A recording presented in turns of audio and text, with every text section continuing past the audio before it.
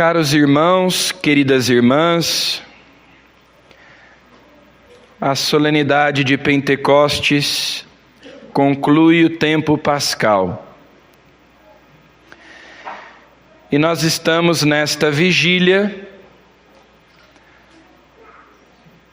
como estavam reunidos no cenáculo os apóstolos, os discípulos, junto com a Virgem Maria, invocando a presença, a vinda do Espírito Santo.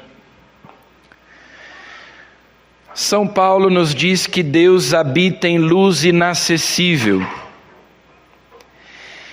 E no Natal, nós celebramos a vinda do Filho de Deus a este mundo, a segunda pessoa da Santíssima Trindade se encarna.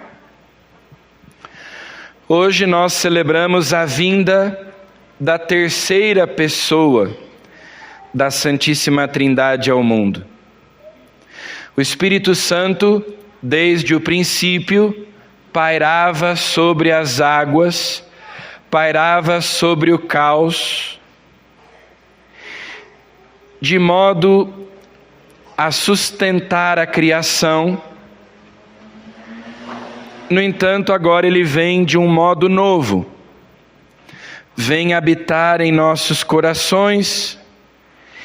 E São Paulo também nos diz que ninguém pode dizer que Jesus é o Senhor, a não ser que esteja sob a ação do Espírito Santo, a não ser que seja inspirado pelo Espírito Santo. E o Espírito clama em nós, Abá, Pai. Então, é o Espírito Santo que nos permite conhecer e proclamar quem é Jesus e chamar Deus de Pai. Deus vem a nós, a terceira pessoa da Santíssima Trindade nos visita e vem fazer morada em nós. Ele é o doce hóspede da alma. Ele vem habitar em nós, é Deus em nós.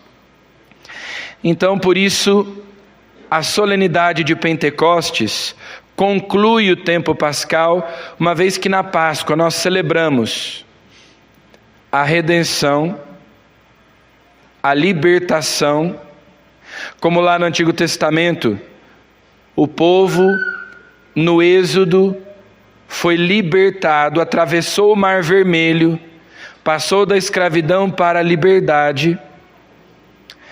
E em Pentecostes, aos pés da montanha sagrada, Deus fez uma aliança com eles. Eles se tornaram o povo de Deus. Então, Jesus expiou os nossos pecados. Ele nos reconciliou com Deus, Ele pagou a dívida. Agora vem o Espírito Santo para completar a obra. Então, é o aspecto negativo e o aspecto positivo do mistério pascal. São os dois lados da mesma moeda. Nós somos purificados de nossos pecados e o Espírito Santo nos preenche o coração. A igreja, desde o começo, celebra vigílias nessas solenidades mais importantes do ano. E vocês perceberam que a liturgia da palavra foi um pouco mais extensa, como acontece na vigília pascal. Então nós escutamos algumas leituras, 4 leituras do Antigo Testamento e depois 2 leituras do Novo Testamento. Cada uma dessas leituras é sucedida por um salmo e uma oração. Então, nesta vigília, nós nos colocamos em uma situação de escuta da palavra de Deus, e depois de termos escutado, nós respondemos, nós dialogamos com Deus. Ele fala, nós escutamos, depois nós respondemos. Cada salmo que nós cantamos é uma resposta, é uma oração a Deus que nos falou primeiro. Então, nós, nesta vigília, nos colocamos nessa atitude dialógica. Nós nos colocamos em diálogo com Deus. Ouvimos a sua voz.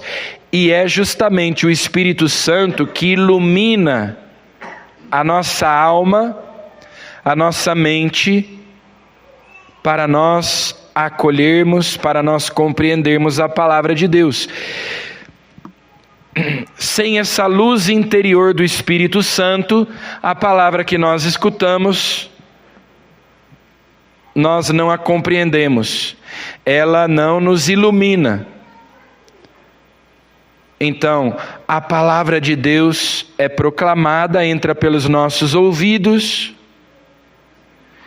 e lá dentro o Espírito Santo acende a luz para que essa palavra caia no nosso coração, para nos dar o esclarecimento, o entendimento, que aliás é um dos 7 dons do Espírito Santo. Deus nos criou à sua imagem e semelhança, e isso significa que Ele nos dotou de inteligência e de vontade. Ele nos criou para conhecê-lo e amá-lo. E os 7 dons do Espírito Santo agem justamente na nossa inteligência e na nossa vontade. Então, por exemplo, o dom do conselho, o dom da ciência, o dom do entendimento ou da inteligência. Esses 3 dons agem no nosso intelecto, iluminam a nossa mente. Depois, o dom da fortaleza, o dom da piedade. São dons que agem na nossa vontade. São dons que convidam a nossa vontade para nós amarmos a Deus. O dom da sabedoria, que é o maior dos dons, age simultaneamente na nossa inteligência e na nossa vontade. E assim, nós somos movidos pelo Espírito Santo para correspondermos aquilo que Deus espera de nós. Ilumina a nossa inteligência, move a nossa vontade para nós conhecermos e amarmos e servirmos a Deus. É para isso que nós fomos criados. Aqui, agora de noite, a gente não enxerga bem, mas deste lado da igreja, nos vitrais, nós temos símbolos que remetem aos dons do Espírito Santo. Os 7 primeiros vitrais lá atrás são as 7 virtudes fundamentais, que são as 4 virtudes as 4 virtudes cardeais e as 3 virtudes teologais. E depois os 7 dons do Espírito Santo que aperfeiçoam aquelas virtudes. Cada um dos dons aperfeiçoa uma ou mais das 7 virtudes, de modo que a nossa inteligência, a nossa vontade, todo o nosso ser estejam submissos a Deus. Conselho, inteligência, ciência, inteligência que também pode ser chamada de entendimento, agem sobre o nosso intelecto. Fortaleza, piedade e temor de Deus, nossa vontade. Sabedoria simultaneamente sobre essas nossas duas faculdades. Então, o Espírito Santo de dentro vem para que nós vivamos para Deus. Na oração eucarística quarta, nós dizemos assim que, a fim de não mais vivermos para nós mesmos, mas para aquele que por nós morreu e ressuscitou, enviou de vós, ó Pai, o Espírito Santo prometido. É para isso que o Espírito Santo vem, para nós já não vivermos para nós, mas para aquele que por nós morreu e ressuscitou. Ou seja, todas as nossas faculdades, todas as nossas potências, impregnadas, encharcadas com a presença de Deus, o Espírito Santo então ordena tudo para Deus, para nós vivermos para Ele, para nós só pensarmos nele, nós dedicarmos todas as nossas energias, o nosso tempo para Deus. Os nossos pensamentos, os nossos sentimentos, emoções, afetos, desejos, tudo ordenado para Deus. É isso que o Espírito Santo realiza em nós. Nós começamos pela leitura do livro do Gênesis, a construção da Torre de Babel. Aqueles homens queriam construir uma torre que chegasse lá no céu. E eles dizem assim: nós ficaremos famosos, nós seremos conhecidos por toda a terra, nós seremos importantes se nós conseguirmos construir essa torre que chega lá no céu. Santo Agostinho, na sua obra Cidade de Deus, diz assim: 2 amores edificaram 2 cidades. Uma edificou da seguinte maneira: é a cidade terrestre, o amor de si mesmo até o desprezo de Deus. A outra é a cidade celeste, o amor de Deus até o desprezo de si mesmo. São 2 amores: o amor próprio, que nos leva a viver assim, o amor de nós mesmos até o desprezo de Deus, que é o que aqueles homens buscavam, os próprios interesses, a própria glória. Nós vamos nos glorificar a nós mesmos, nós vamos viver para nós mesmos, nós vamos viver segundo a carne, vamos nos deixar mover pelas nossas paixões, vamos satisfazer os nossos desejos, vamos fazer a nossa própria vontade. Essa é a cidade terrestre. A outra cidade é o amor de Deus até o desprezo de nós mesmos. Não viveremos para nós mesmos, mas para Deus. Seremos movidos pelo Espírito Santo. Vamos satisfazer os desejos do Espírito, não os desejos da carne. Vamos sonhar os sonhos de Deus. Então, por isso Pentecostes é o contrário da Torre de Babel. Porque lá, quando eles buscaram cada um os seus próprios interesses, cada um a sua própria glória, eles se dividiram, eles já não se entendiam. Surgiram as divisões, as rixas. Quando o Espírito Santo vem em Pentecostes, a linguagem do amor, eles se compreendem. Porque buscam a glória de Deus. Não buscam cada um a sua própria glória. Buscam a glória de Deus e por isso estão unidos. é a igreja. É por isso que no credo, logo depois de dizer creio no Espírito Santo, nós dizemos na Santa Igreja Católica, na comunhão dos santos, na remissão dos pecados, na ressurreição da carne, na vida eterna. Porque tudo isso é obra do Espírito Santo. A obra do Pai é a criação. Creio em Deus Pai Todo-Poderoso, Criador do céu e da terra. A obra do Filho é a redenção, é a salvação. Creio em Jesus Cristo, que se fez homem, que foi concebido pelo poder do Espírito Santo no ventre de Maria, nasceu, morreu, foi sepultado, ressuscitou, subiu ao céu. É a obra da redenção.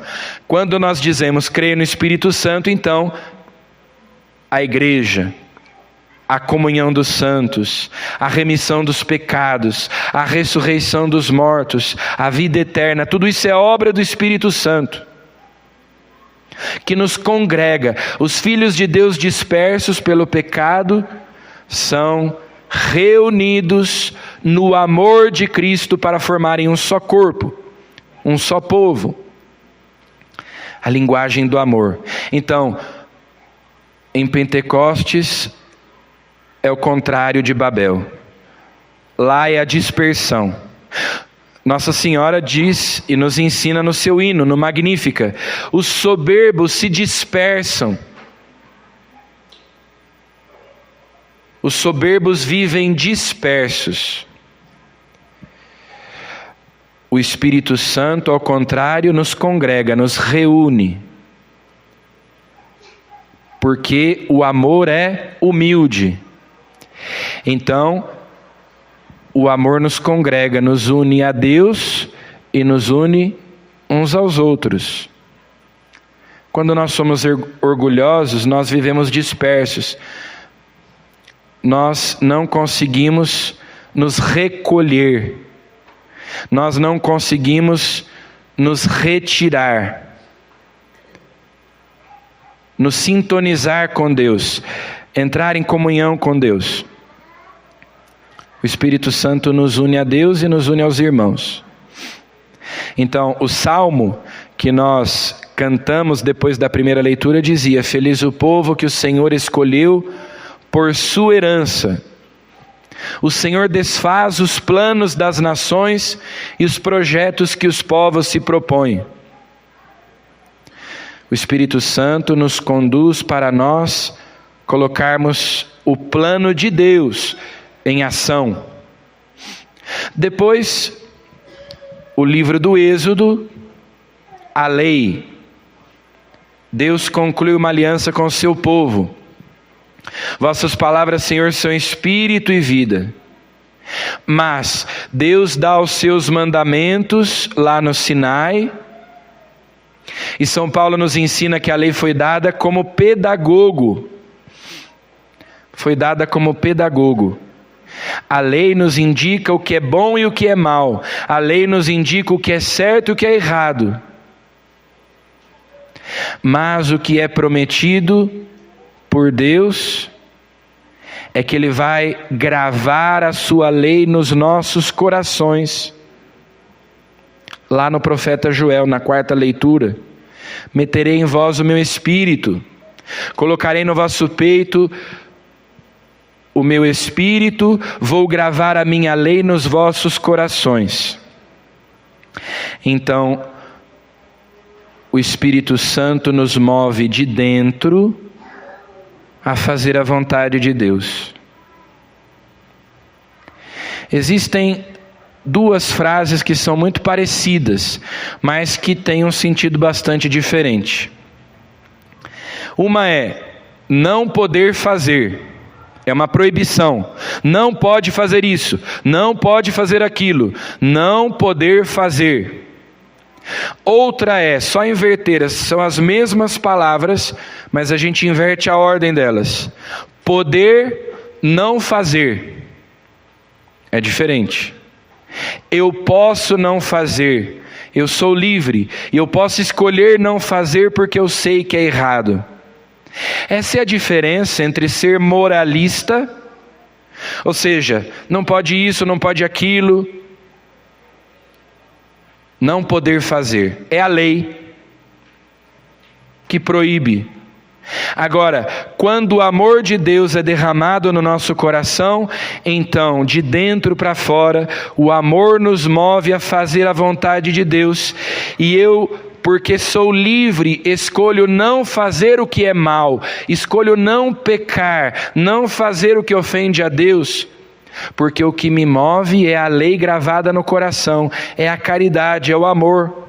Só existem leis na sociedade porque nós somos imperfeitos. Se nós todos nos amássemos, não seria necessário existir uma lei, por exemplo, que proibisse o roubo, o assassinato, um constrangimento exterior que nos dissesse: olha, se você roubar, se você matar, se você agir com desonestidade, você pode ser preso, você vai sofrer sanções. Mas isso é necessário porque nós somos imperfeitos. Por isso é que Santo Agostinho dizia: ama e faze o que quiseres. E São Paulo diz: quem ama cumpriu plenamente a lei. Porque é isso, quando nós somos movidos pela caridade, pelo Espírito Santo, pelo amor de Deus, nós vamos sempre fazer o bem. Nós vamos sempre escolher aquilo que é reto, aquilo que é justo, aquilo que é santo, que agrada a Deus. É isso. O Espírito Santo vem gravar a lei de Deus no nosso coração. Vem nos ensinar a fazer sempre e em tudo a vontade de Deus, por amor a Ele. Não por um constrangimento, não por um moralismo, mas pelo amor ardente de Deus. Então é por isso que o Espírito Santo vem justamente em Pentecostes, naquela data em que os judeus comemoravam a lei, o dia em que Deus deu para eles a lei. Também Pentecostes para nós é o dia da nova lei, que já não nos constrange de fora, mas de dentro. O amor de Cristo nos constrange, o amor de Cristo nos impele, o amor de Cristo nos move. Eu não preciso de uma lei que me diga que eu não posso maltratar alguém que eu amo, porque se eu amo eu não quero maltratá-lo. Olha, está proibido dar um tapa naquela pessoa que você ama. Está proibido dar um tapa naquela pessoa que você gosta. Não é necessária a proibição. O amor me impede de agir mal. Nós, ainda imperfeitos, às vezes precisamos fazer um esforço tão grande para não pecarmos, para não cairmos, para não ofendermos a Deus, para não fazermos aquilo que é mal. Agora, os santos, já mais adiantados no caminho da perfeição, mais movidos pelo Espírito Santo e não pela carne, pelas paixões, eles experimentam em si uma aversão ao pecado, verdadeira detestação do pecado. Não é preciso fazer um grande esforço, porque o amor faz com que a gente deteste o que é mal, tenha aversão àquilo que é mal, se nós nos deixamos conduzir pelo Espírito Santo. Então, na terceira leitura, Ezequiel, a visão dos ossos ressequidos. Sem o Espírito Santo nós não temos vida espiritual, nós não amamos a Deus. A nossa vida cristã sem o Espírito Santo é morta. Nós não temos vida interior. Nós só vamos cumprir algumas regrinhas, algumas normas, mas não vamos amar a Deus de fato. Então é o Espírito Santo que nos dá vida, que dá sentido às nossas práticas. a nossa vida espiritual religiosa. E Jesus então, depois nós escutamos também a carta aos Romanos. É o Espírito Santo quem vem em auxílio à nossa fraqueza. Nós não sabemos nem orar como convém, não sabemos o que pedir a Deus, mas o Espírito Santo nos fortalece, o Espírito Santo nos socorre, o Espírito Santo nos inspira. Quando nós estamos cheios do Espírito Santo, a nossa oração não é mecânica, a nossa oração não é automática, não são algumas palavras repetidas. A nossa oração se torna um colóquio íntimo, um diálogo amoroso com Deus. Então é tudo diferente. A nossa vivência religiosa, sem nós nos deixarmos mover pelo Espírito, são só palavras, são só normas, regras. Mas quando nós somos movidos pelo Espírito, é um relacionamento amoroso com Deus. É uma amizade. Então até a oração é diferente, porque as palavras brotam de dentro do nosso coração. Nós queremos estar com o nosso Pai, com o nosso Deus que nos ama e que nós amamos também, e queremos ouvi-lo e responder àquilo que Ele nos diz. É tudo diferente. É isso a efusão do Espírito Santo, a sua ação eficaz na nossa vida. É por isso que nós o invocamos. E finalmente Jesus no Evangelho diz: quem tem sede, venha a mim e beba. Quem crê em mim, do seu interior, de dentro, vai jorrar um rio de água viva. Então, o Espírito Santo é que torna possível essa vida interior. Lembram-se que eu disse, citando Nossa Senhora, no seu Magnífica, os orgulhosos, os soberbos se dispersam. Eles têm uma vida exterior. Eles vivem sempre agitados, preocupados com mil coisas. Eles não conseguem ouvir a voz de Deus porque eles sempre estão com os seus sentidos dispersos, ocupados com tudo e com todos. O Espírito Santo nos dá vida interior. Eu me volto para dentro e ali eu me encontro com Deus. É a vida interior. Do seu interior, aquele que crê em mim, jorrarão rios de água viva. E todos os seus desejos serão satisfeitos, porque ele será cheio de Deus. E a quem tem Deus nada falta, só Deus basta. Então, se nós temos Deus, Ele satisfaz os nossos desejos, as nossas carências, as nossas necessidades. Mas isso ordenando tudo para Ele. Nós já não vivendo para nós mesmos, não vivendo segundo a carne, mas vivendo segundo o Espírito. Então vamos invocar o Espírito Santo na nossa oração.